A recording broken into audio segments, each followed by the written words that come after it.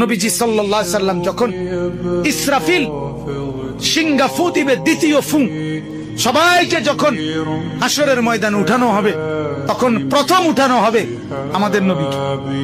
হাদিসে আছে 4 ফেরেশতা জিবরাইল, মিকাইল, ইসরাফিল, আজরাইল আসবেন নবীজির রওজা মুবারকে। এসে সবার পক্ষ থেকে জিবরাইল ডাক দিবে, ইয়া রাসূলুল্লাহ, হাসরের ময়দানে যাওয়ার জন্য আপনি কবর থেকে ওঠেন।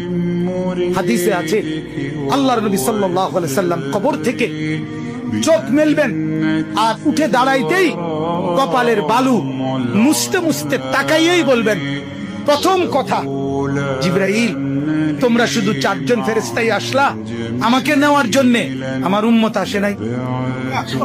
আমার উম্মত কোথায়? আমার উম্মতের হালাত, আমার উম্মত কি আমার বর্তমানে জাহান্নামে চলে গেল নাকি?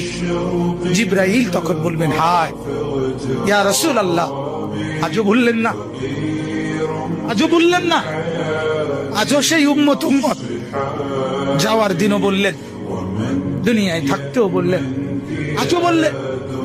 আপনার উম্মতের এখনো উঠেই নাই, এখনো তো কবর থেকে কেউ তুলে নাই, আপনাকে তুলেই বাকিদেরকে উঠানো হবে।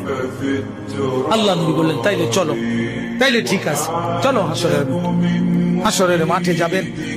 সমস্ত নবী আদম থেকে ঈসা এবং উনাদের উম্মত কিয়ামত পর্যন্ত, আমি সংক্ষেপে বলতেছি, সমস্ত নবীর উম্মত, নবীরা শুধু এক কথা বলবেন হাসরের ময়দানে, ইয়া রব্বি নাফসি নাফসি, ইয়া রব্বি নাফসি নাফসি, আয় আল্লাহ আমাকে বাঁচান, আমাকে বাঁচান।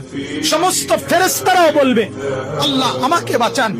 সমস্ত জিন বলবে, আল্লাহ আমাকে বাঁচান। পুরা হাসরের মাঠে একই শব্দ, আল্লাহ আমাকে বাঁচান, আমাকে বাঁচান।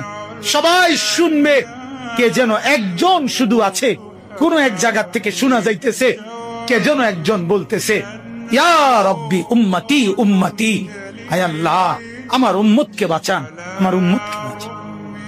তিনি মুহাম্মদুর রাসূলুল্লাহ সাল্লাল্লাহু আলাইহি ওয়াসাল্লাম।